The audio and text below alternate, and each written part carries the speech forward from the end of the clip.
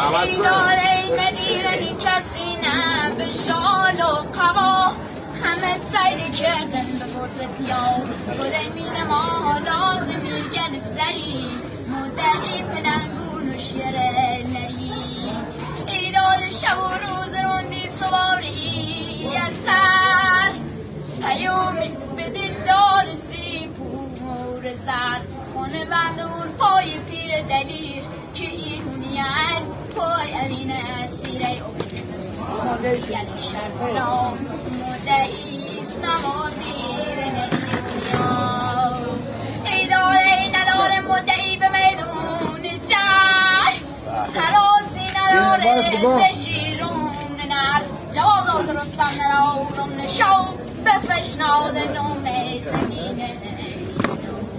ای کم نیوی اگوی پیاه دلیر که رسم دلیرونه بردی زلیره تو بیدی به چنگال مو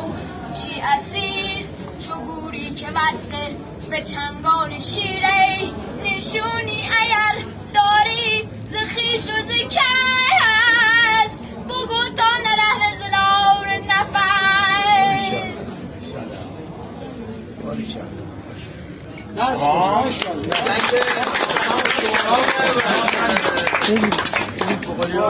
لوری اجرا کرد بسیار عالی. یه بوسی هم به من یه فکر کنم از زمان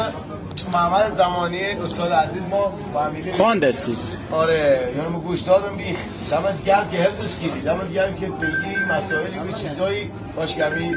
تیپ جدید جوان بتونون شاهنامه حالا یا لوری یا فارسی هویت ما ایرانی ها همون شاهنامه میشه گفت.